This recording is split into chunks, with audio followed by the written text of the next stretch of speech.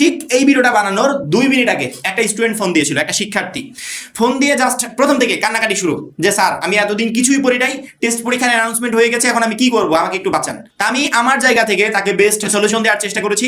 পরবর্তীতে সে কান্না থামালো, লাস্ট আমাকে জিজ্ঞেস করলো যে আমার এখন কি করণীয়, সবকিছু বুঝিয়ে দিলাম। পরবর্তীতে বললাম আজকে থেকে শুরু করো, ইনশাল্লাহ পরীক্ষা পর্যন্ত তুমি যদি এটা কন্টিনিউ করতে পারো ইনশাল্লাহ এর ভিতরেই তুমি একটা বেস্ট প্রিপারেশন নিতে পারবে। অর্থাৎ তুমি যে ভয়ের কারণে কান্নাকাটি করছো সেই ভয়টা আপাতত তোমার থাকবে না। শিক্ষা বোর্ড যে বলেছে টেস্ট পরীক্ষায় ফেল করা একটা শিক্ষার্থী ফাইনালে অংশগ্রহণ করতে পারবে না, যদি শিক্ষা বোর্ড এটা একবার 100% বাস্তবায়ন করে তাহলে আমাদের কি অবস্থা হবে একটু চিন্তা করে দেখো। একটু আগে যে শিক্ষার্থীরা আমার কাছে ফোন দিয়ে কান্নাকাটি করছিল, আমি তাকে জাস্ট একটা কথাই বলেছি যে সামনে যতটুকু সময় আছে এই সময় তুমি পারবে না পুরো সিলেবাস কমপ্লিট করতে, কারণ এটা সম্ভব না, এটা অবাস্তব কিছু।